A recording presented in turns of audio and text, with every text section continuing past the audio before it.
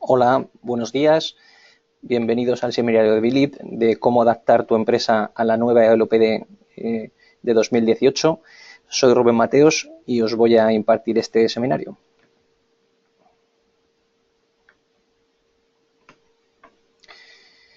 Bueno, primeramente os voy a explicar qué es Bilib, que bueno, básicamente es la entidad que organiza este ciclo de webinars.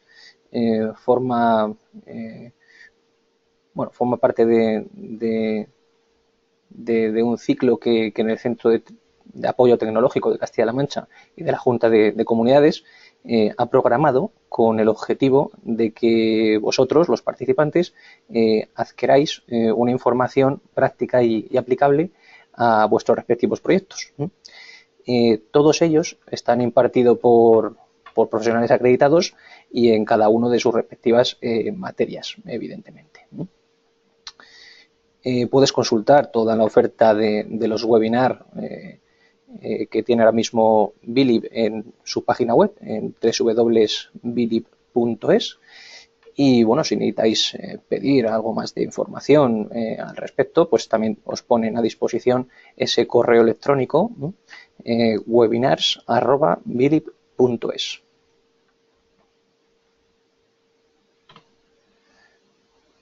Bueno, como os comentaba hace un instante, soy Rubén Mateos, soy director general de Prodatos Alcarria. Prodatos Alcarria como tal es un despacho jurídico especializado únicamente en privacidad y bueno, tocamos lo que es la rama de LOPD, el nuevo Reglamento General de Protección de Datos que se va a transponer a la nueva normativa que se denominará también LOPD. Y bueno, todo lo referente a temas de privacidad también a título online y demás. Yo como tal, bueno, ahí tenéis nuestra página web www.prodatosalcarria.es, donde bueno, pues podéis ver quiénes somos, la oferta que tenemos, los servicios que prestamos y el bagaje que tenemos a día de hoy, ¿no? Como tal, personalmente, bueno, yo soy asesor especialista en privacidad desde mis inicios y bueno, ejerzo como experto en protección de datos en cualquier organización que nos lo requiera, ¿no? A día de hoy también hay bueno, una nueva figura que estamos ahora mismo todos los especialistas en materia de privacidad intentando sacarnos esta certificación, que es el Data Protection Officer, el delegado de protección de datos en español, el DPD. Y bueno, básicamente con el bagaje que tenemos algunos profesionales, pues es bastante sencillo. Es la nueva figura que nos han regulado a través del nuevo Reglamento Europeo de Protección de Datos, al cual hoy vamos a hacer bastante menciones. Mi perfil profesional pues lo podéis consultar en LinkedIn y bueno, vamos a empezar con esto, ¿no?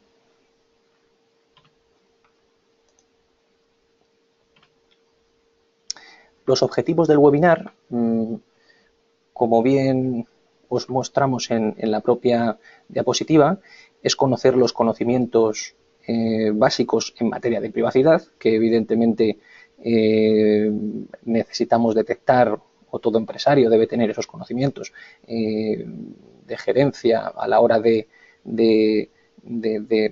gestionar su empresa, igual que a título contable, a título laboral, pues hay que tener unos conocimientos mínimos, aunque subcontratemos este tipo de servicios, para saber un poco en qué situación está nuestra empresa. Detectar cuál es el cumplimiento normativo de mi empresa, que teniendo esos conocimientos, evidentemente, vamos a poder detectarlos.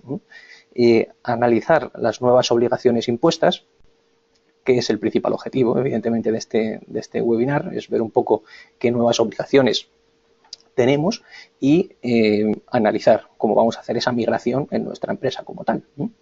Y crear un protocolo de transición en tu empresa para implantar la nueva normativa, que al final ese sí que es el objetivo final.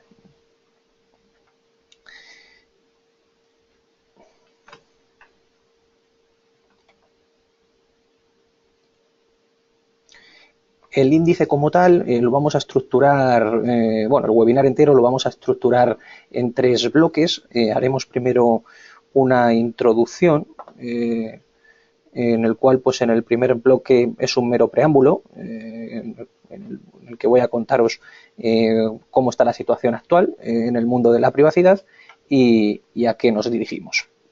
En el segundo bloque voy a explicaros cuáles son las novedades que nos implica este cambio normativo y, bueno, pues sobre todo los puntos que hemos escogido que creemos que son los más prioritarios, a fin de cuentas, a sabiendas que evidentemente bueno, pues existen otros puntos también muy importantes, pero que no podíamos darlos todos, dado por al final haríamos un máster de esto, ¿no? Pero bueno, esos son los puntos que vamos a ver en el cambio normativo como tal, y a su vez lo que haremos en el tercer bloque es ver cómo estos puntos que hemos cogido y los vamos a ver con anterioridad, pues la migración, la aplicación práctica que podemos hacer sobre ellos en nuestra empresa. Este seminario como tal está principalmente impartido, sobre todo el perfil ideal es el autónomo y la pyme como tal, aunque, bueno, evidentemente la gran cuenta pues también se ve afectada, la que más en todos estos aspectos, pero bueno, es algo que hemos intentado enfocarlo en la pequeña y mediana empresa.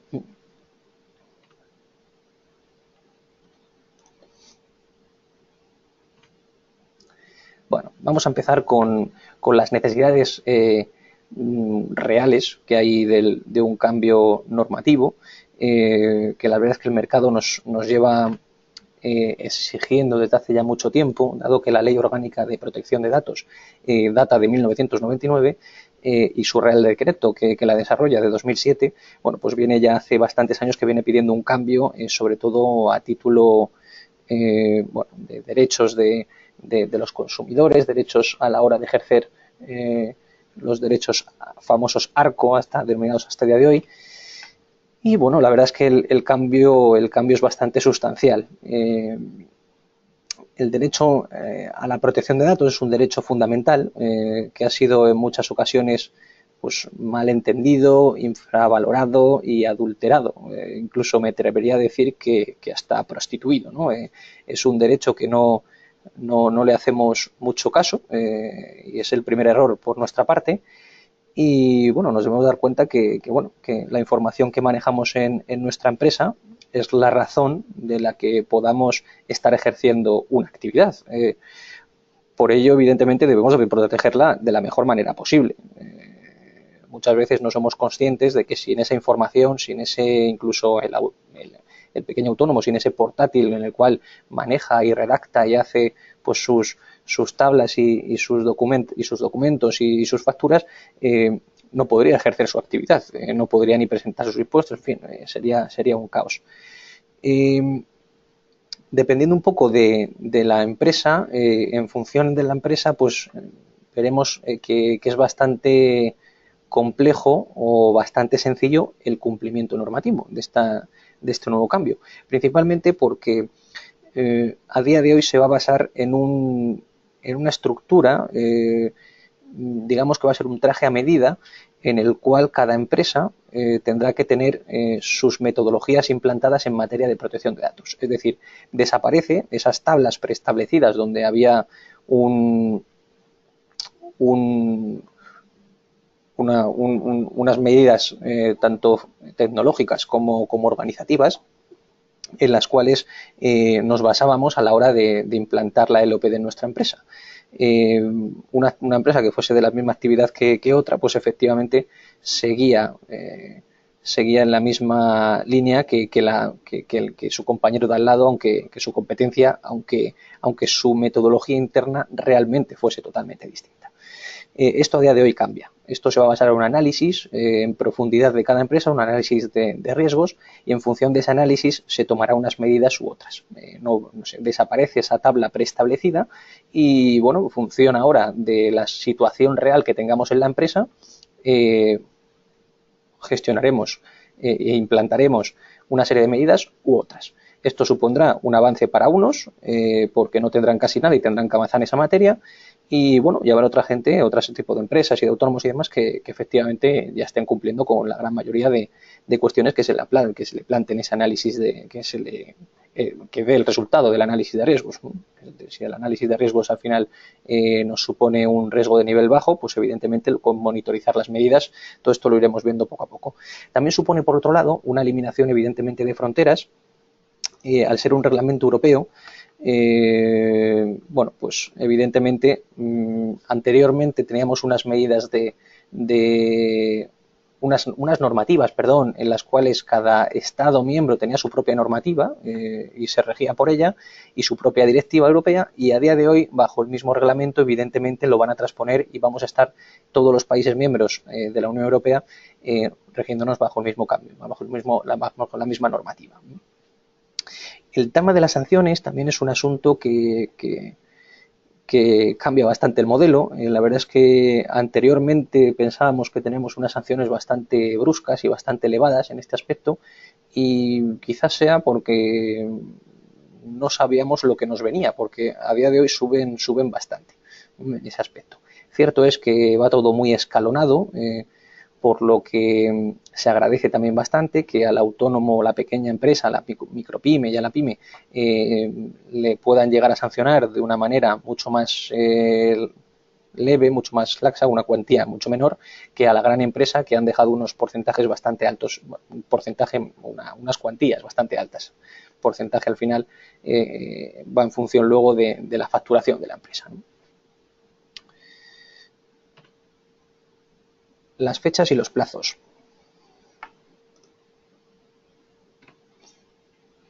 Bueno, con el tema de las fechas, como os comentaba antes, teníamos la antigua LOPD del 99, el reglamento que la desarrolla de 2007, el reglamento europeo de protección de datos entró, bueno, lleva en borrador desde 2012 en la Unión Europea, y el 25 de mayo de 2016 es cuando entra en vigor y es, por supuesto, de aplicación.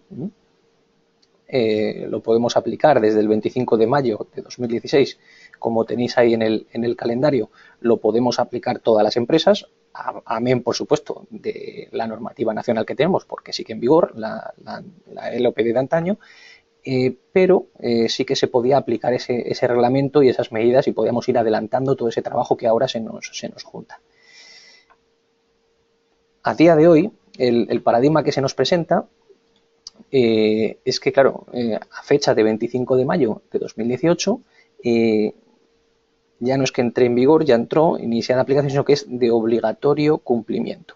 La aplicación tiene que ser obligatoria, y para el día 25 de mayo de 2018 nuestra empresa, nuestro negocio, nuestro comercio, nuestra fábrica, nuestro tipo de negocio que sea, tiene que estar adaptado a estas nuevas condiciones que se establecen desde Europa. Eso quiere decir, estas nuevas condiciones lleva un proceso evidentemente bastante laborioso y largo, y unos protocolos a seguir que lleva un tiempo. Por lo cual, si el proceso de adaptación bajo un análisis de riesgo, una evaluación de impacto, de todo lo que tengamos que gestionar en nuestra empresa, son 2-3 meses, pues tenemos que tener esto en cuenta para ir planificando y ir preveyendo que con primer trimestre de 2018 tenemos que estar ya pues con este tema en la mente. El régimen sancionador como tal varía bastante hasta el punto de, bueno, voy a poner aquí, os voy a comentar un poco el régimen anterior. Básicamente había una tabla también en lo que es en la antigua LOPD, en la cual se estipulaba las sanciones que había. Se dividían en 3 bloques: las sanciones leves de 900 a 40.000 euros, las graves de 40.000 a 300.000 y las muy graves de 300.000 a 600.000. Esto variaba un poco en el tipo de infracción que cometiésemos y el tipo de nivel, la tipología del dato que fuese vulnerado, ¿no? Ahora, esta es la tabla que había con anterioridad. Daba igual si éramos un autónomo o si éramos una gran compañía. ahora el paradigma cambia totalmente, dado que sí que afecta estas condiciones. El régimen sancionador evoluciona a este punto, ¿no? Va a haber dos niveles en los cuales uno va a estar las leves, con el 2% o hasta el 2% de la facturación o hasta 10 millones de euros como sanción económica, y las graves, que pueden llegar al 4% de la facturación global anual o hasta 20 millones de euros. Bueno, esto voy a explicarlo un poco. Lo que son las sanciones como tal, el 4% y el 2% y demás, esto ha creado una serie de escalas a la hora de ese autónomo que comentábamos antes, de la micropyme, de la pyme y de la gran empresa, por supuesto, de las corporaciones, en las cuales pueden llegar a sancionar con una cuantía muy, muy sustancial y bueno, pues que hagan caso y no caso omiso a la Agencia Española de Protección de Datos con la normativa vigente, con las recomendaciones que se le hacen y bueno, que no malversen, ¿no? Con la información tratada, intenten ajustarse a los criterios que ellos van dictando. El pequeño autónomo, evidentemente, también se va a ver agraciado con este cambio, porque como máximo le van a poder someter a un 2% de cuantía como sanción, por lo cual va a ser bastante peligroso. Un autónomo que facture 100.000 euros, pues le van a poder sancionar con 2.000. Entonces, en ese caso, pues es bastante, el escalón sí que tiene una graduación bastante lógica. Cierto es que queda un marco abierto bastante amplio en el cual, claro, tendrán que ver un poco cómo cómo se evalúa la cuantía, por ejemplo, una gran corporación, una cuantía económica, una sanción económica, cómo graduamos esa cuantía de 100 euros a 10 millones. Bueno, pues todo eso está por ver, entendemos que tendrán un criterio, que se basarán en varias cuestiones, entre todos, pues si son infractores corrientes y comunes en los cuales vuelven a infringir, si son, bueno, en fin, una serie de cuestiones que tiene que tener en cuenta la Agencia Española de Protección de Datos y en función a eso, pues ejercer esa sanción. Por otro lado, esto no quiere decir que aunque a un autónomo o la empresa pequeñita, a la pyme, va a tener un riesgo de sanción de máximo 2.000 euros, 4.000, lo que sea, no le merezca la pena contratar a un auditor o implantar medidas o gestionar lo que es la nueva normativa de protección de datos, mucho más lejos de la realidad. Dado que bueno, la parte sancionadora, el régimen sancionador, contempla unas cuantías económicas y contempla también otros procedimientos, otras cuestiones a plantear que puede llegar a ejercer la Agencia Española de Protección de Datos, en las cuales incluso nos puede afectar al negocio, como hasta cerrarnos la actividad por el no poder tratar la información que tenemos, ¿no? Entonces hay que cuestionarse esto muy bien, hay que plantearse las metodologías a la hora de tratar la información y adaptarnos debidamente a este nuevo reglamento, que va a ser la base que luego podamos ir construyendo, construir esos cimientos en nuestro negocio.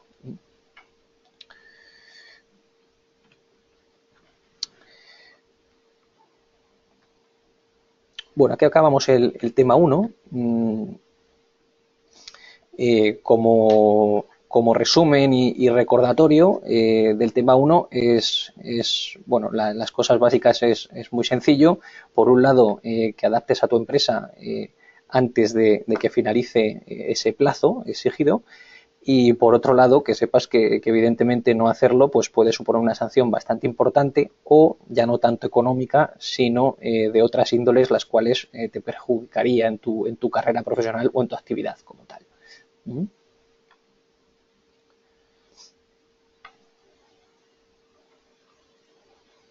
Vamos a pasar al bloque número 2.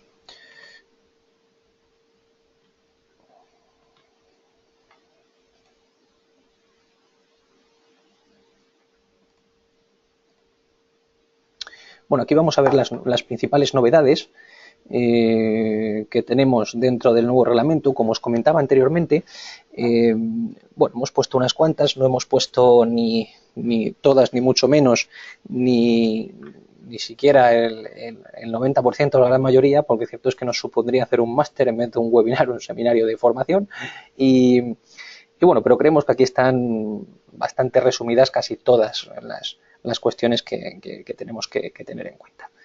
Vamos a empezar con el registro de actividades, el cual pues hay que llevar a cabo en la empresa.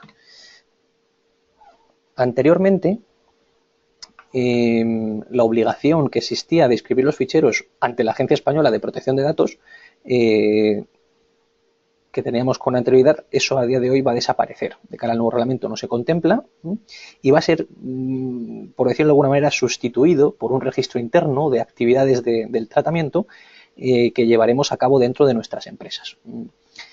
Esto será para algún tipo de empresas, no para todas, pero bueno, en fin, a grandes rasgos tendremos que llevar por cada tratamiento que hagamos en nuestra empresa, aquí hemos puesto unos cuantos ejemplos, tendremos que llevar un registro de ese tratamiento.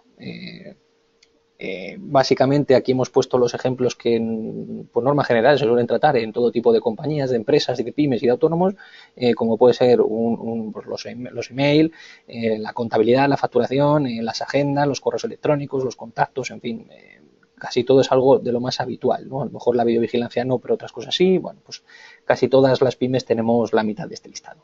Tendremos que hacer un registro de todos y cada uno de esos puntos, y unificando todos los puntos será el registro de actividades como tal. Luego veremos algún caso un poco más, lo especificaré un poquito más cómo gestionar ese registro y ver si podéis llevar a cabo vosotros mismos el registro en cuestión en vuestra empresa. Análisis de riesgos. Bueno, el análisis de riesgos es algo que, bueno, ni mucho menos es algo que se haya inventado ahora. Esto viene incluso de antaño, analizar todos los riesgos que puede llegar a haber tanto en empresas como en personas físicas, en el particular, como bueno, cualquier actividad.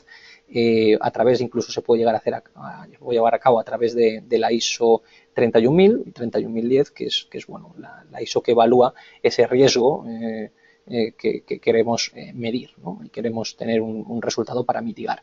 Básicamente, este es el resultado. Lo que es el análisis es, como os he puesto ahí en este punto, es la herramienta de la cual vais a poder obtener una visión clara, que esto es muy importante, que sea clara y priorizada, de los riesgos que tenéis en vuestra empresa, con unos puntos en los cuales luego podéis evidentemente mitigar. Veremos también cómo se lleva a cabo. En este punto, luego, en el tema práctico, en el bloque práctico, en el 3, veremos un apartado bastante ampliado donde hacemos un análisis de riesgos con una fuente muy famosa que es el INCIBE, el Instituto Nacional de Ciberseguridad, y bueno, pues lo llevaremos a cabo para que podáis incluso llegar a hacer una réplica en vuestro negocio y en vuestras instalaciones, ¿no?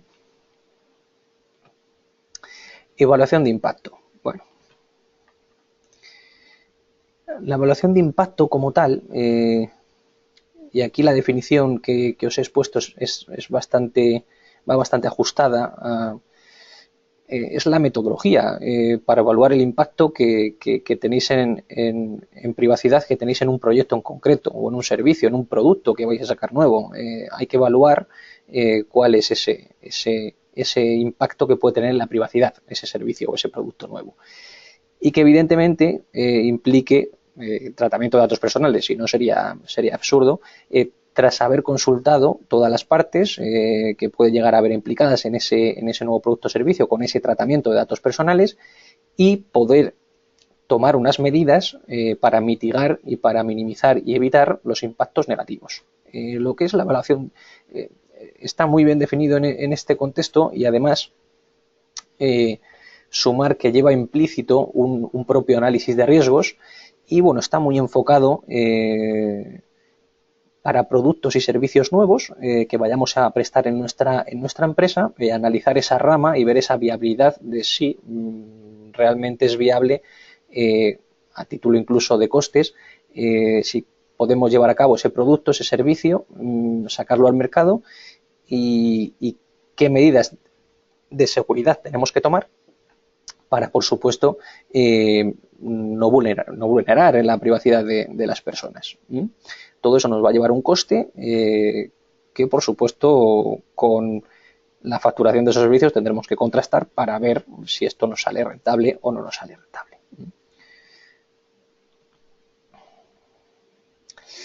El delegado de protección de datos. Bien. En este punto, el delegado de protección de datos como tal, bueno, os voy a comentar un poco por encima. Básicamente, el delegado de protección de datos es la nueva certificación que ha sacado la Agencia Española de Protección de Datos, una de las partes, bajo el amparo del Reglamento Europeo de Protección de Datos. Ha sacado un esquema de certificación para que se lo ha trasladado a la ENAC, a la Entidad Nacional de Acreditación, para que, evidentemente, junto con un temario, unos conocimientos y bajo un control, unos exámenes y demás, te certifiques como delegado de protección de datos.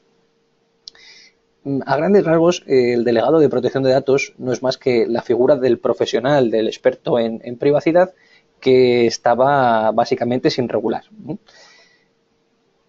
A cierta, la verdad es que nosotros tenemos alguna quejilla en ese aspecto, porque cierto es que finalmente, en el contexto que ha quedado el propio proyecto de la Ley Orgánica de Protección de Datos, ese delegado de protección de datos, ese DPD como tal, no es obligatorio que sea certificado. Esto es algo que hay que tener mucho cuidado, porque la gente o el profesional que intente vender servicios sin estar certificado, pues evidentemente va a ser un problema. Sufrimos mucho de intrusión en nuestra actividad y efectivamente pues tendremos que ver que vosotros, los clientes, las pymes, los autónomos, hay que tener cuidado, y en el momento que tengáis la necesidad de contratar a un delegado de protección, a un experto en privacidad, una asesoría jurídica especializada en protección de datos, pues que tenga un certificado como DPD que nos garantice realmente la profesionalidad de ese profesional, porque os la vais a jugar realmente a la hora del cumplimiento normativo. Las cuestiones encargadas del DPD o DPO en inglés son todas las supuestas de llevar a cabo el control organizativo, de medidas, de todo tipo de controles dentro de lo que supone lo que es la Ley Orgánica de Protección de Datos. Como veis ahí, pues tanto de las auditorías como de las BCRs corporativas, en fin, de la evaluación de impacto, de la privacidad por diseño y por defecto, de todas las cuestiones, del propio como análisis de riesgos, de las certificaciones, del cumplimiento de los consentimientos, en fin, de todo el cumplimiento normativo en materia de privacidad en vuestra empresa. La verdad es que es una figura que se queda incluso pequeña, ¿no?, respecto a todas las tareas a desarrollar, y como tal es una figura que se define, tiene que tener un perfil, aparte de certificarse, evidentemente tiene que tener un perfil jurídico, con conocimientos jurídicos en materia de protección de datos y privacidad, el mundo de la privacidad, un perfil también técnico en materia, por supuesto, de protección de datos y privacidad, y conocimientos de la empresa para la cual va a prestar sus servicios. Esto es algo bastante complejo, es algo muy complejo. Nosotros desde nuestro despacho, la verdad es que la opinión que tenemos es bastante clara con respecto a esto. Si queremos dar unos servicios muy profesionales en materia de privacidad, básicamente el delegado de protección de datos va a tener que tener un equipo en el cual pues va a constar del DPO, que pueda tener el perfil que tenga, una persona, y el equipo como tal tendrá que tener un perfil jurídico, un perfil técnico en materia pues de ingeniería o informática, seguridad informática, ciberseguridad, y y un perfil conocedor que habría que ver del mundo empresarial, de las distintas actividades a llevar a cabo. Cierto es que no es lo mismo alguna actividad como puede ser la logística como la farmaindustria, ¿no? Pues es algo totalmente distinto.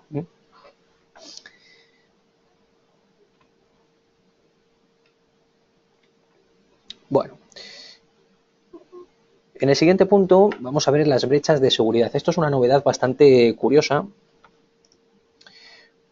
porque las brechas de seguridad como tal, hasta el día de hoy, pues estaban contempladas de una manera un tanto laxa y, bueno, incluso eran más recomendaciones que obligaciones en la mayoría de los casos. Una violación de seguridad como tal, para que os hagáis una idea, es cualquier incidencia que ocasione, bueno, cualquier incidencia o cualquier acceso, cualquier modificación de los datos que ocasione la destrucción, pues pérdida o parcial o alteración de los datos personales al tratarlos. Tanto al tratarlos como al conservarlos en custodia, como al transmitirlos de cualquier manera. También puede ser cuando, evidentemente, se realiza un acceso pues, no autorizado o una comunicación no autorizada. Y ahí hay una violación, evidentemente, de seguridad porque no estaba previsto que esa comunicación se realizase. Será obligatorio, que esto es la parte más crucial quizá a día de hoy, comunicarle a la Agencia Española de Protección de Datos la violación de seguridad, ¿no? Junto con las medidas correctivas para, bueno, para remediar o mitigar los efectos ocasionados. Y por supuesto, bueno, pues las medidas propuestas pues para que no vuelva a ocurrir, ¿no? Entonces esto lo que nos hará a tener pues un protocolo, una serie de informes, junto con un protocolo a seguir, en las cuales pues si tenemos cualquier tipo de incidente, luego veremos alguno, pues que efectivamente podamos comunicarlo en menos de 72 horas a la Agencia Española de Protección de Datos. Esto va a ser complicado, pero bueno, veremos a ver un poco cuál va a ser la metodología y cómo podemos llegar a gestionarlo.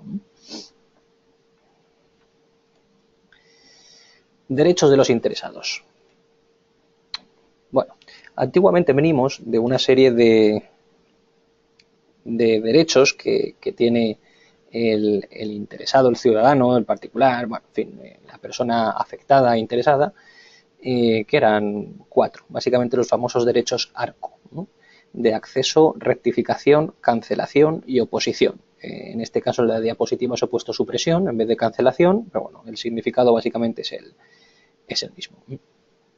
Estos derechos se van a ver bueno, modificados en parte la ejecución de ellos como tal, los plazos que tienen para contestarnos y demás, y por otro lado se ven ampliados también, en este caso os hemos puesto ahí el derecho de limitación para limitar los datos personales y el derecho a la portabilidad. Os comento desde el principio, el derecho de acceso es el derecho que tiene cualquier afectado a acceder o a saber a qué tipo de información estamos accediendo suya, manejando suya, ¿no? Qué tipo de información manejamos de esa persona en cuestión.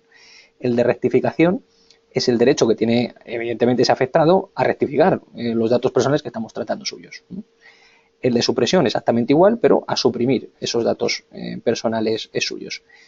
Y el de oposición, pues a oponerse a que tratemos sus datos personales como tal.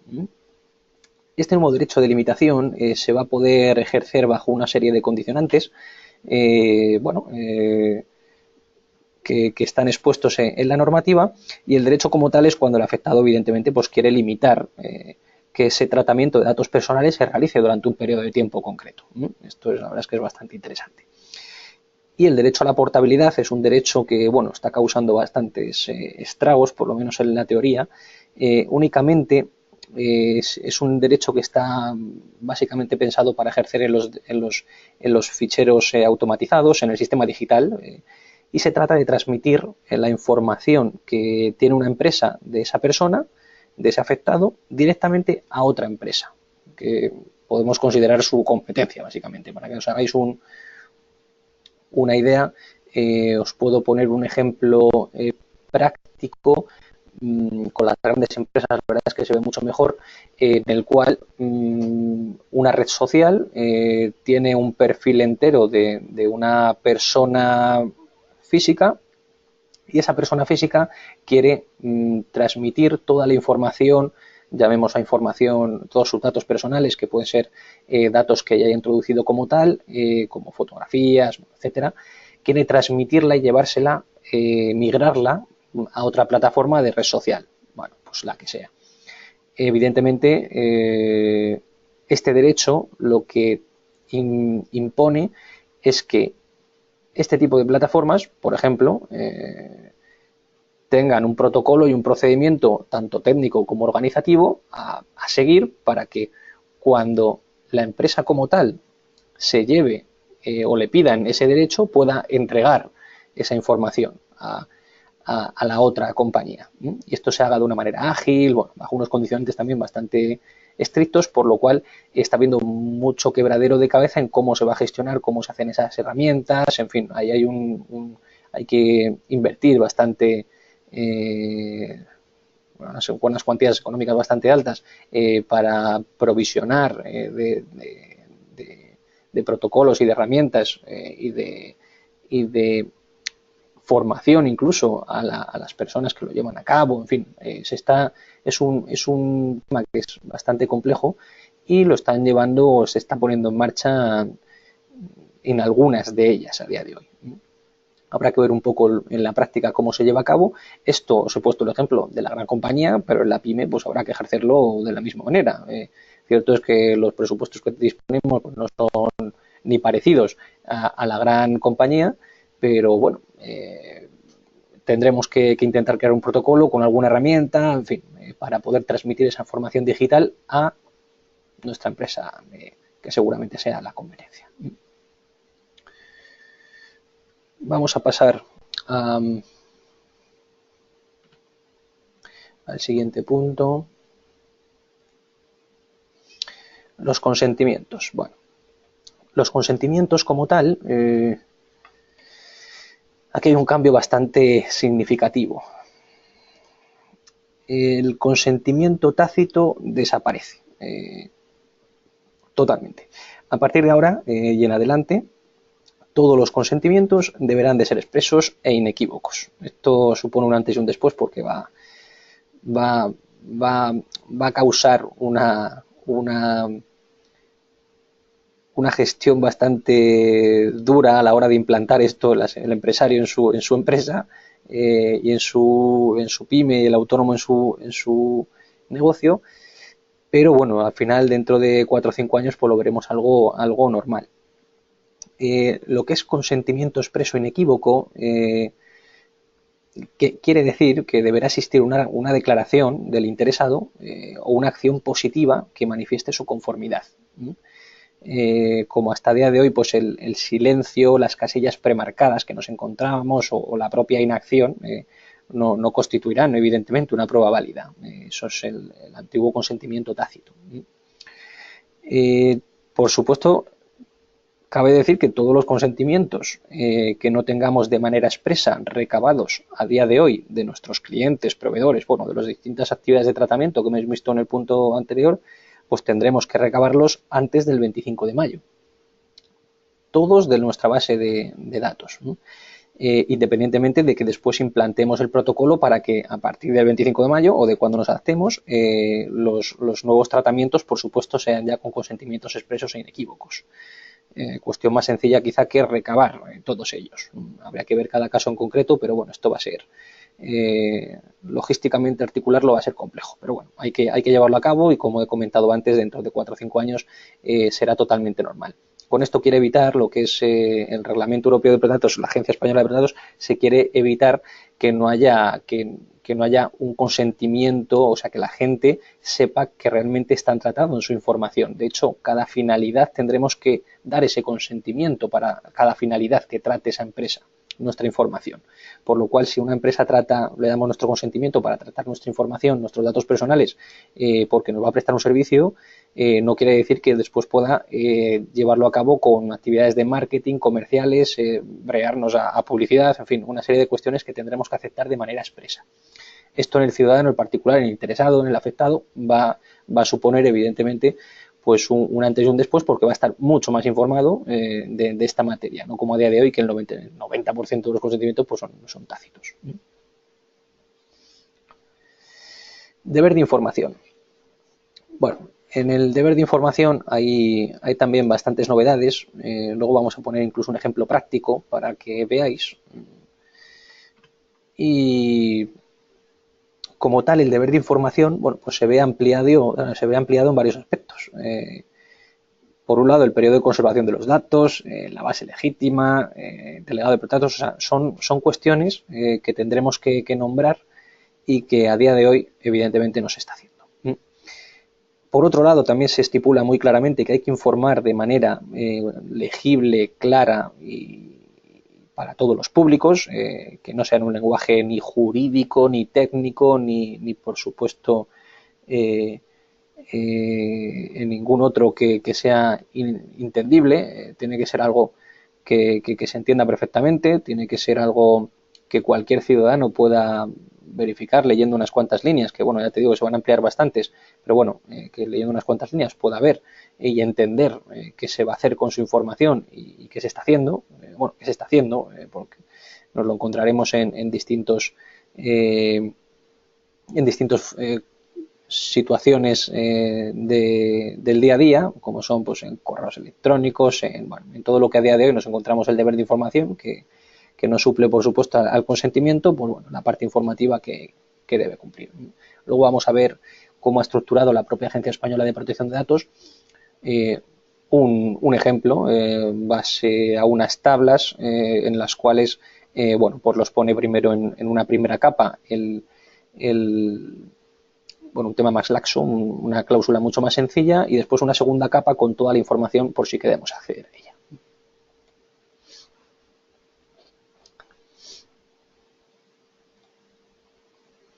Bueno, aquí terminamos el bloque número 2. Por fin podemos empezar ya con lo que es la parte un poco más práctica. A grandes rasgos, el bloque número 2, el troncal, el entendimiento como tal de todo esto, es que la normativa se basa en un principio de responsabilidad proactiva por parte de la empresa. Esto quiere decir que ya no vale con, bueno, por supuesto, el incumplimiento de la norma no exime de el desconocimiento, perdón, de la norma no exime de su cumplimiento. Está claro que es algo que deberíamos de saber de otras ramas y de otro tipo de gestión que llevamos en la empresa, y en materia de protección de datos, pues una más. Y por supuesto que con el nuevo reglamento se deben de cumplir todos los protocolos, que es el principio de esta responsabilidad proactiva, el cumplir con todos los protocolos y ser proactivos a la hora de gestionarlos debidamente, en tiempo y forma, plazos, etcétera, etcétera. Vamos a ver si empezamos con el bloque número 3, que aquí es donde viene ya la parte un poco más práctica.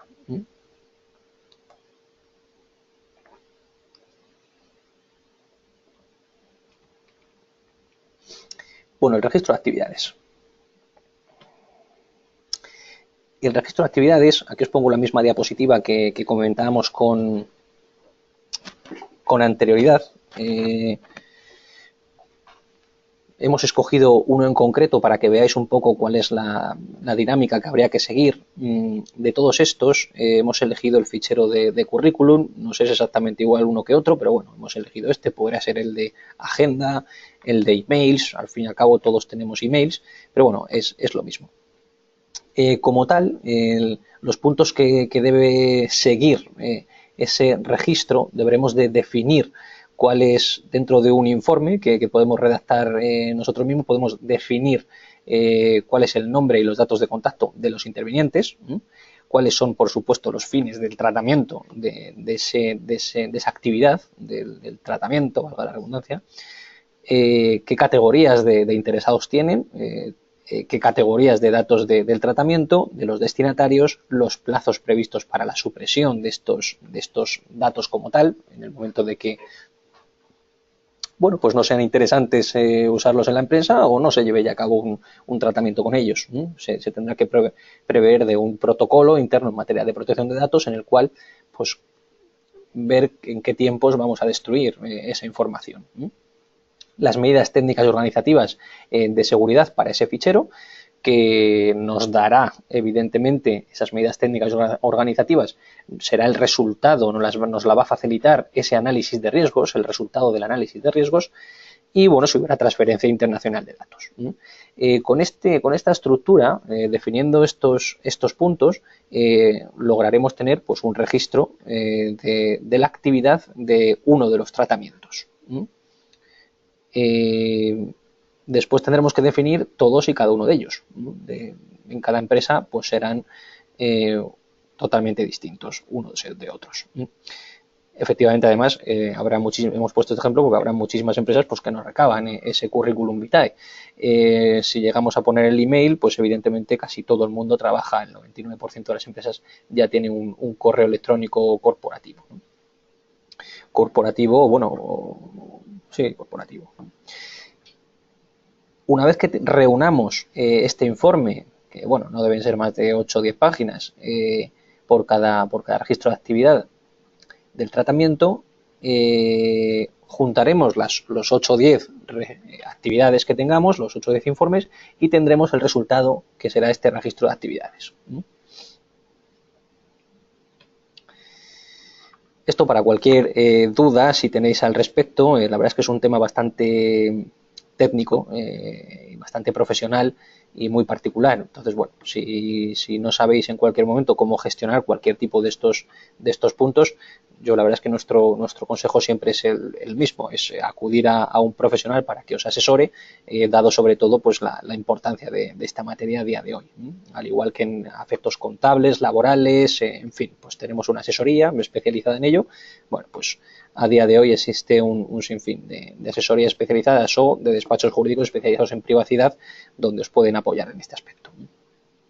El análisis de riesgos. Bien, aquí es donde os comentaba que efectivamente vamos a poner un pequeño ejemplo para que veáis las 6 fases en concreto de este análisis de riesgos y vamos a ir comentando fase por fase, básicamente para ver un poco qué tenemos que gestionar en cada una de ellas y cuál es el subconjunto de todo ello. En la fase número 1 vamos a definir el alcance de este análisis.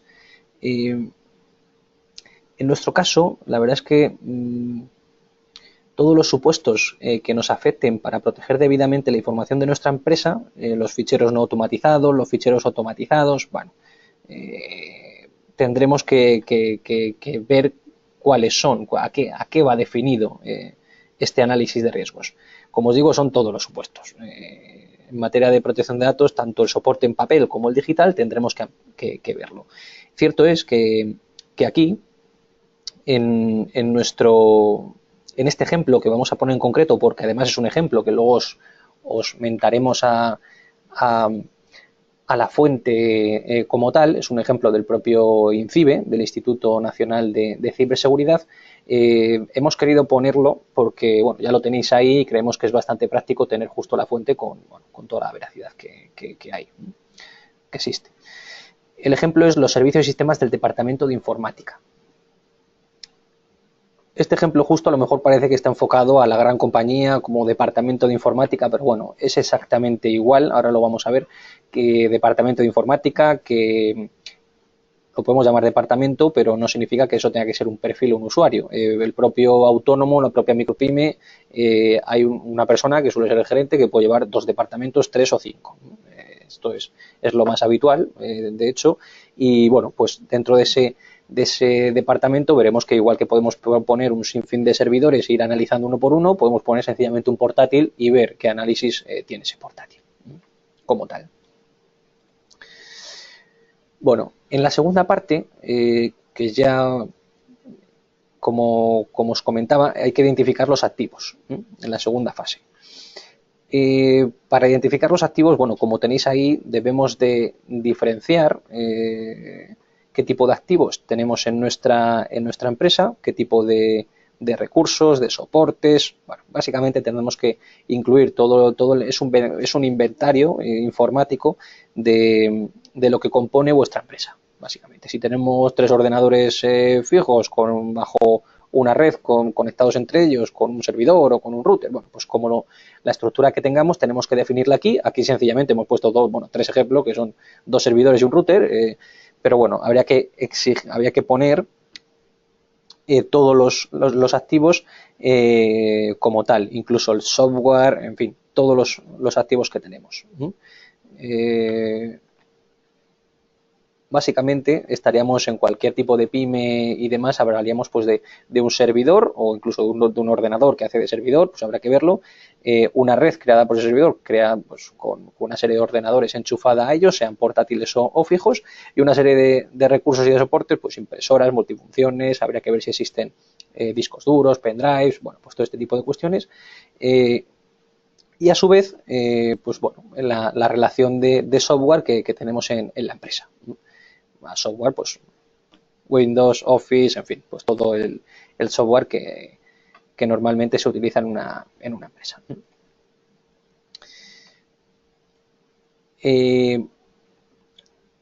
Luego, posteriormente, tenemos que identificar las amenazas.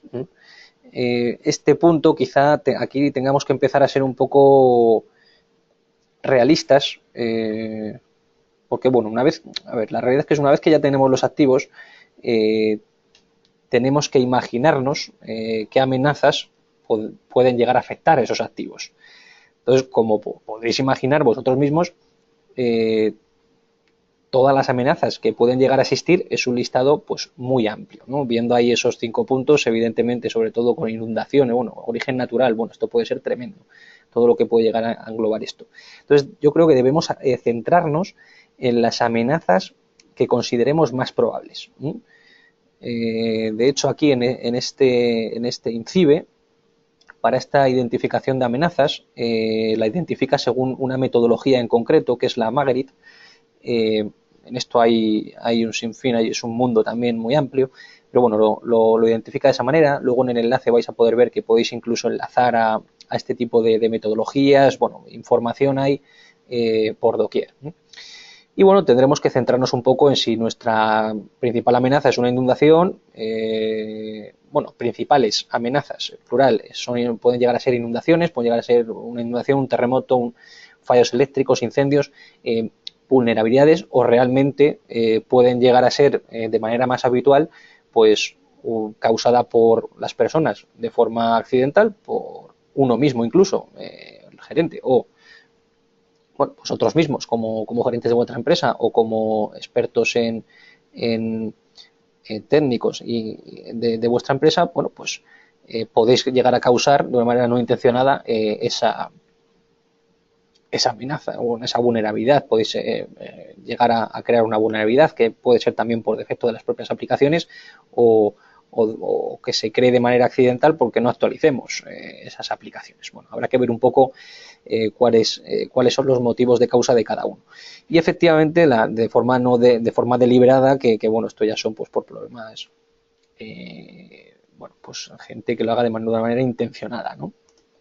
Esto tendremos que, a través de este sistema, lo podéis gestionar fácilmente, y una vez que tengamos identificado esas amenazas,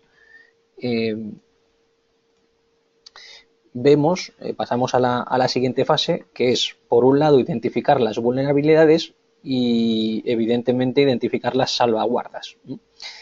Identificar las vulnerabilidades, tenemos que ser muy, muy, muy realistas en este aspecto.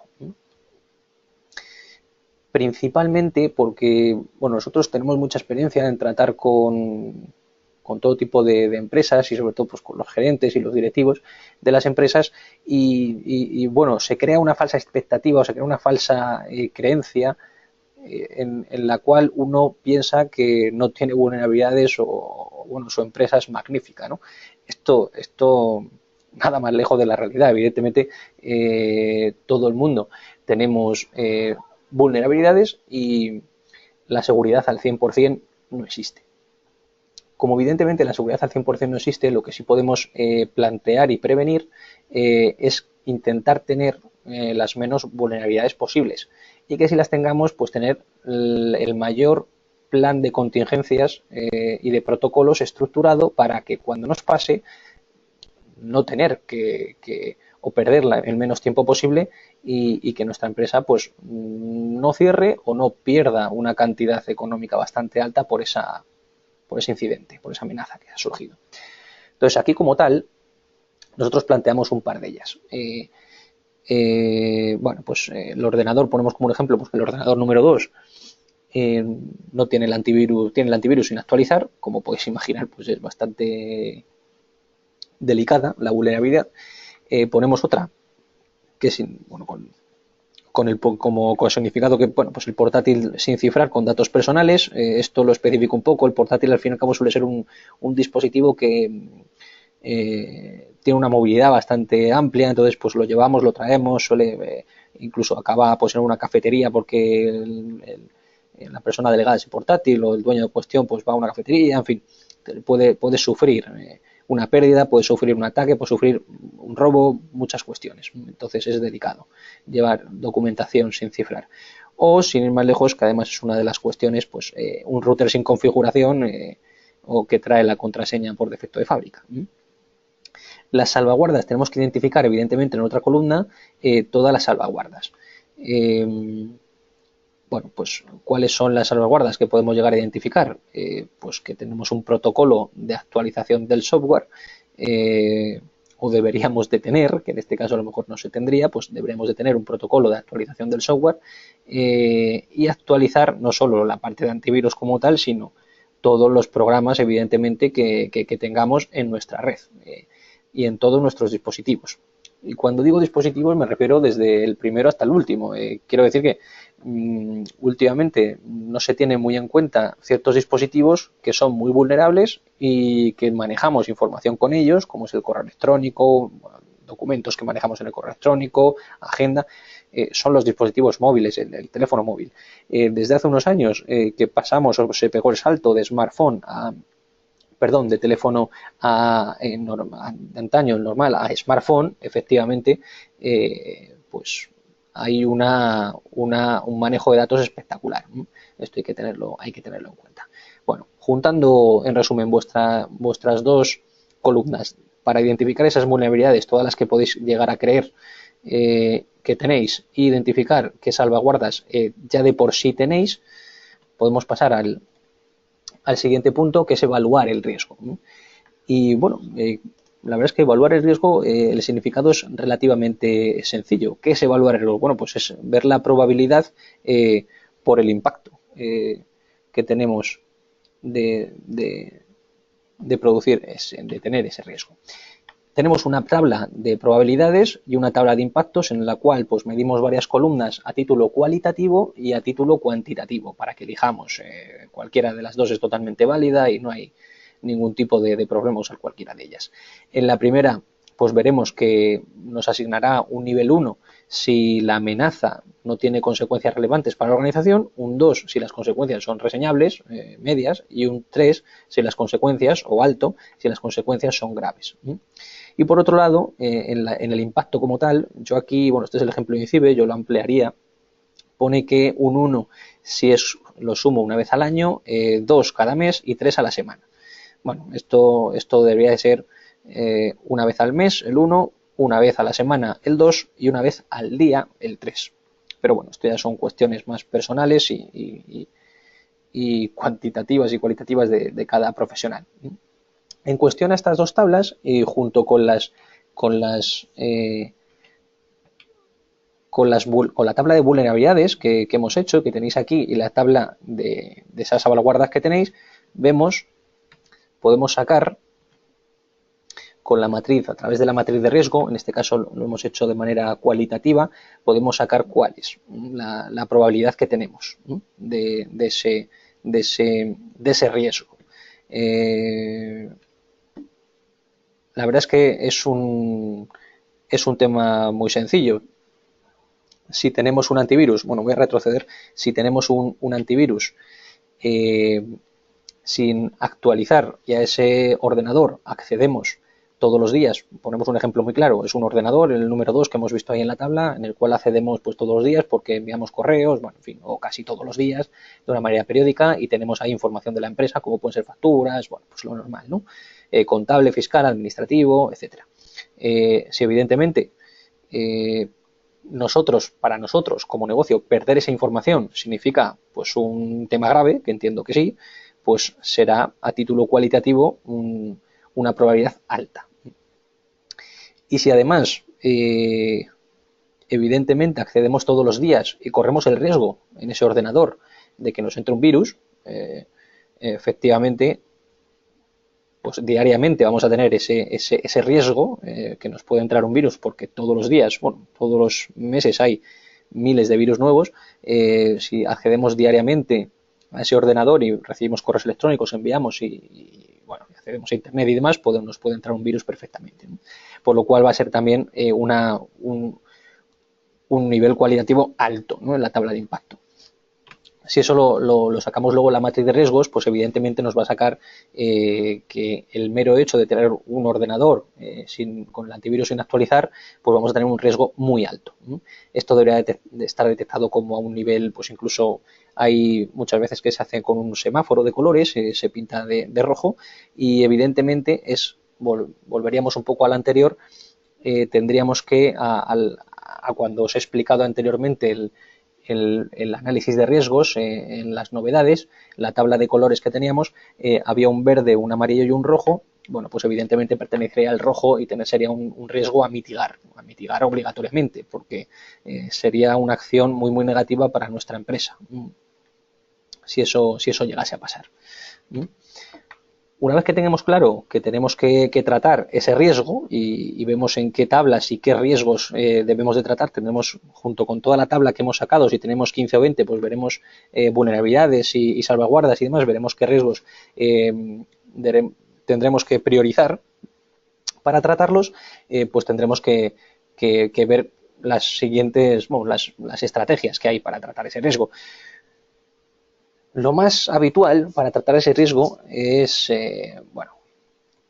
intentar mitigar ese riesgo como tal. La única manera, o la manera de mitigar, es implantar medidas de seguridad, tanto de índole técnica, organizativa, de cualquier índole, en la cual intentemos mitigar ese porcentaje al mínimo posible.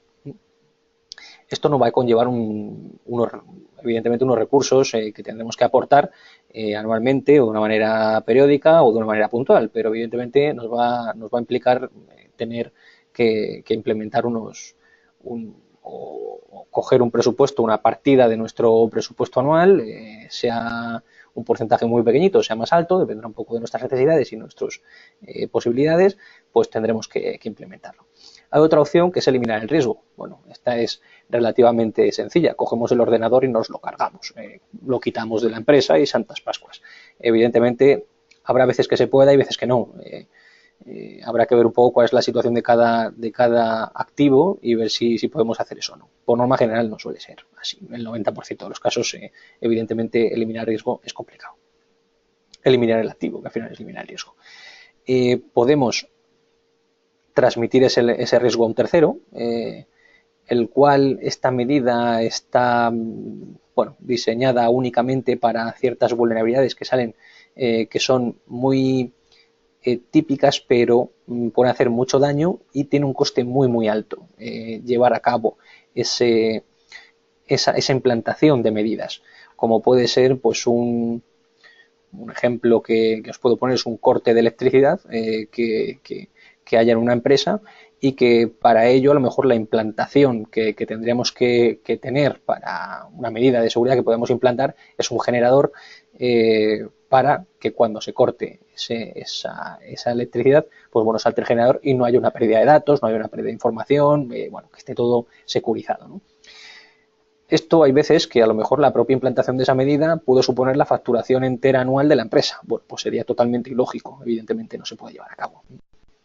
Entonces, antes de asumir ese riesgo, como vemos en el cuarto punto, que se puede asumir de manera justificada, como puede ser esta, podemos incluso, pues, contratar una póliza, que es el caso más habitual de ciberriesgo, una póliza de seguro, que son pólizas que ya están especializadas en esta materia. Tenemos que cumplir con muchísimos protocolos en materia de privacidad, de protección de datos, de seguridad informática y demás, y nos cubrirían en estos aspectos. Ya os digo que es para un caso muy, muy concreto. Y bueno, por último, tendríamos que definir un poco esas actuaciones a tomar. Las llevaríamos a cabo, las implantaríamos y ya está. Y habríamos mitigado ese riesgo como tal. Vamos a pasar a ver la evaluación de impacto. La evaluación de impacto no me voy a entretener mucho porque realmente una evaluación de impacto lleva implícito, es un análisis de riesgos, como os he comentado antes, hay que analizar, está principalmente enfocada en nuevos servicios y nuevos productos o nuevas líneas de negocio que pueden llegar a implementarse en una empresa, en vuestro negocio. Y bueno, a esa línea, a ese nuevo producto, a ese nuevo servicio, pues evaluaremos qué tipo de impacto tiene en la privacidad ese servicio y nos dará un resultado, incluso un coste económico en el cual tendremos que sopesar si realmente nos compensa o no sacar adelante ese servicio. Por lo más general, evidentemente, suele ser que sí, pero bueno, a día de hoy, dependiendo del producto o del servicio, pues hay servicios como por ejemplo aplicaciones o creación de aplicaciones informáticas que geolocalizan, acceden a toda vuestra información de vuestro teléfono, tal, pues bueno, que son complejas, ¿no?, de gestionar. Entonces hay que poner bastantes medidas para que la privacidad, hay que incluso anonimizar esa información que se obtiene, o sea, las medidas son bastante altas y son costosas. Entonces, en función de los recursos que vamos o de la cuestión económica que nos vaya a salir a facturar, pues nos saldrá cuenta o no en ese caso. El delegado de protección de datos. Bueno, aquí como tal, a la hora de implantarlo en vuestra empresa, la verdad es que, bueno, es complicado, es complicado llevarlo a cabo vosotros mismos. Mi recomendación más sincera es que evidentemente lo contratéis. Al fin y al cabo es una figura profesional que bueno, como os comentaba antes, según la agencia, pues bueno, tiene que tener o debería ser muy altamente recomendable tener una certificación, la cual nos va a garantizar que esa persona tiene esos conocimientos jurídicos en materia de privacidad, técnicos en materia de protección de datos y, por supuesto, conocimientos en la actividad que va a desarrollar. De hecho, como os comentaba, una persona tendría que ser prácticamente un superhéroe o dedicarse a trabajar para una compañía, que también las hay, ¿no? Pero un delegado de protección de datos externo como tal es complejo que sea solo una persona. En nuestro caso hemos formado un equipo en el cual pues cada pata de ese equipo lleva a cabo una función y es experto en una materia. Entonces, bueno, pues a título jurídico uno, a título técnico otro, a título, en fin, se va definiendo un poco mejor. Perdón. Y cada vez que hay cualquier cuestión en materia o que conlleve la decisión del delegado de protección de datos, ese equipo, nosotros nos sentamos, deliberamos y llegamos a la conclusión en cuestión que hay que llegar con una fiabilidad mucho más alta. El trabajo como tal, la verdad es que para esto habría que también hacer un máster en explicaros esta materia, pero bueno, básicamente su función es estar en contacto con la agencia de protección de datos, va a ser la persona en contacto, y con los afectados, con los interesados que quieran ejercer sus derechos, por ejemplo, pues tendremos que en el deber de información, en esas cláusulas, que ahora veremos algún ejemplo, habrá que incluir los datos de la persona física del delegado de protección de datos y dónde contactar con ella, por lo cual será la persona a la cual nuestro cliente, nuestro proveedor, nuestro personal de laboral puede llamarle para ejercer sus derechos. Tiene que ser una persona bastante conocedora, tiene que ser una persona conocedora de este mundo y bastante equipada también por parte de la empresa, tiene que tener ciertos recursos a disposición de. Bueno, brechas de seguridad. Aquí en las brechas de seguridad hay sobre todo una obligación.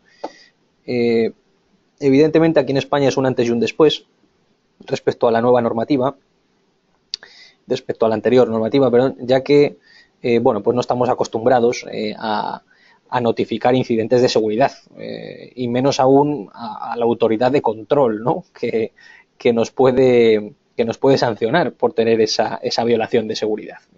Esto es un concepto complicado de entender, que poco a poco yo creo que irá calando. Creo que va a ser algo muy positivo, muy positivo, altamente positivo. Habrá que llevarlo a cabo de manera rigurosa. Eh, eh, y bueno, la verdad es que va a ser obligatorio y el protocolo bajo el cual lo tenemos que comunicar va a ser bastante estricto. O sea, va a haber que tener un protocolo junto con una serie de informes en las cuales notifiquemos cuál ha sido esa brecha de seguridad, qué medidas de seguridad hemos tomado para que no vuelvan a pasar y, pues bueno, cuáles son las correctoras también, por supuesto, para mitigar o remediar un poco la acción. Entonces, bueno, esto tendremos que ver un poco la puesta en marcha, pero bueno, ese protocolo habrá que tenerlo, habrá que tenerlo claro y básicamente son esos 3 puntos.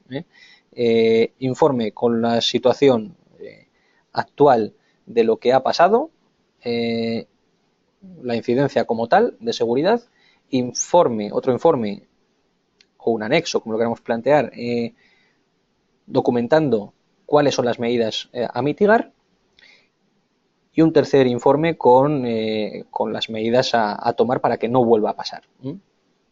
Esto hay que hacerlo en menos de 72 horas y en caso de no llegar, bueno, por lo menos ir adelantando esa documentación sin la dilación indebida. Cuanto antes, mucho mejor. En esos 3 informes que os comento, bueno, pues habrá que poner la naturaleza y el contexto de la violación, las medidas correctoras, como os comentaba, los posibles efectos y consecuencias de la violación, como hemos visto antes en el apartado delegado de protección de datos, la identidad y datos de contacto, porque, como os he dicho, va a ser la persona de contacto con la Agencia de Protección de Datos, el DPD, y esto ya es opcional, si puede ser pues la categoría y el número de afectados, en este caso. Con esto tendremos un informe en toda regla para enviar a la Agencia Española de Protección de Datos antes de esas instituciones, principalmente porque hoy en día tenemos muchos casos. Voy a poner un ejemplo, además, que siempre, porque en el día a día suele tenerlos un sinfín de casos. Google es una empresa gigante que evidentemente tiene un sinfín de servicios y no puede pretender no tener brechas. Bueno, tiene que intentar no tener brechas de seguridad, es evidente, pero pues, es complicado, ¿no? Una empresa con sinfín de servicios que tiene y la estructura que tiene, pues es muy complejo. Lo que sí puede hacer es intentar tomar todas las medidas oportunas y cuando tengas incidente de seguridad, pues bueno, informar a la agencia.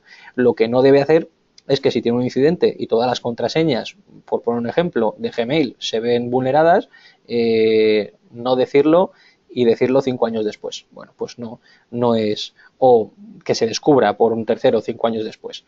Bueno, pues esto es lo que venimos a evitar con este tipo de informes. Lo ideal sería que lo comunique a la agencia, que se lo comunique a los afectados. Si yo tengo una cuenta de Gmail, me gustaría saberlo, para poder por lo menos evidentemente cambiar esa contraseña, ya que ha podido ser, yo puedo ser uno de los afectados y de esa manera no vulnerarse mi información, ¿no? Esto es algo bastante, por eso tiene mucha importancia y que se lleva a cabo de manera rigurosa este tipo de informes.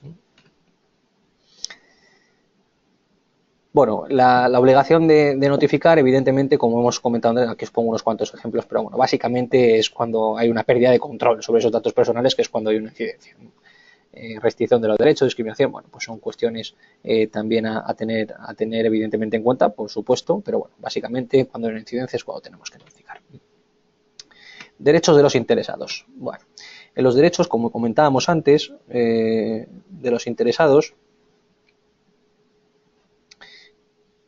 bueno, pues aquí tenemos los 4 anteriores, el propio derecho de limitación y de portabilidad, y bueno, pues sencillamente que esos derechos, aquí tenéis uno de los ejemplos con el derecho de acceso, en el cual, pues bueno, hay que seguir ciertas indicaciones y estructuras que marca la normativa, y bueno, está estructurado para la antigua LOPD, básicamente el derecho a la hora de ejercer pues va a ser el mismo, lo único que habrá que hacer referencia es a la nueva normativa, que todavía no tenemos a nivel nacional, a nivel de reglamento sí, pero a nivel nacional no tenemos la cualificación, la cuantificación, y bueno, pues ejercer ese derecho será relativamente sencillo. Sí que es verdad que habrá los modos de contestación pues serán de hasta 30 días en vez de 10, en fin, cambia ciertos protocolos que tenemos que tener en cuenta. Tenéis que tener estas hojas a disposición de los interesados, de los afectados, vamos, de los clientes, de los proveedores, de vuestro personal, de cualquier persona interesada afectada.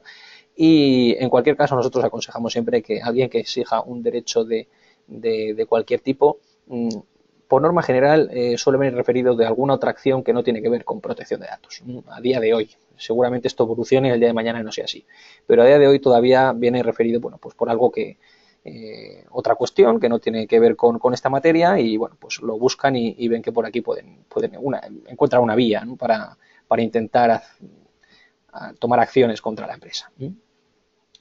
Los consentimientos. Bueno, como comentábamos antes, el consentimiento tácito desaparece. Al desaparecer el consentimiento tácito, todo se queda en consentimientos expresos.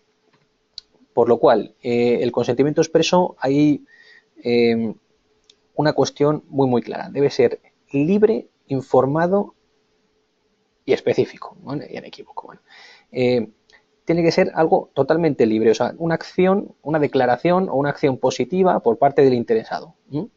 Y algo muy importante, se tiene que poder acreditar. Nosotros como empresarios, como gerentes de vuestro negocio, como autónomo, tenéis que poder acreditar que tenéis ese consentimiento ante la Agencia Española de Protección de Datos, ante un tercero, en fin, ante la situación que sea, tenéis que poder acreditar que ese consentimiento le tenéis, y no hay mejor manera que, evidentemente, bajo un consentimiento expreso, pues si es en soporte papel con firma, y si es en soporte digital, pues bueno, la manera que elijamos. Como os comentaba antes, cada finalidad deberá ser aceptada de forma independiente. O sea, bajo este consentimiento que ya tenemos, bueno, esto no es algo nuevo, el concepto de implantación sí es nueva porque es al 100% de tratamientos, pero anteriormente el consentimiento pues se ejercía pues en todo tipo de actividades de datos sensibles, ¿no? Todo tipo de clínicas, bueno, pues datos de salud, religioso, étnico, sexual, bueno, los que fueran, ¿no? A día de hoy se expande a todo. Entonces, cada finalidad para cual va a ser aceptada ese tratamiento debe ser específica en una línea distinta, y tenemos que chequearla de una manera distinta. No bajo una firma nos podrán catalogar todas las finalidades que ellos quieran prestarnos. Muy importante, antes de mayo tenemos que tener todos los consentimientos válidos y poder acreditarlos dentro de nuestra empresa. Y por último, el deber de información. Bueno, ¿cómo redactar la cláusula? Básicamente en unos cuantos puntos. La identidad y tratamiento de datos de la empresa y del DPD en el caso que exista. La legitimación que tenemos que poner, pues la base jurídica en la cual se ampara ese tratamiento. Tenemos que especificar también cuáles son los fines del tratamiento, los plazos de conservación de esos datos. Aquí ha habido una rata porque vuelvo a poner plazos de conservación, pero bueno, y los derechos del afectado. Revocar el consentimiento, bueno, pues los derechos que tenga. Aquí os ponemos un ejemplo de esa cláusula como tal.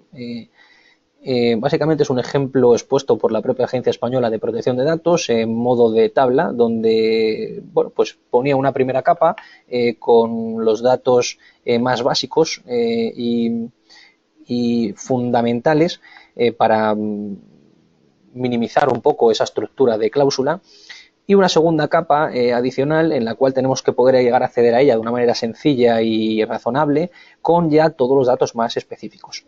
Esto es un ejemplo real y lo podéis redactar perfectamente.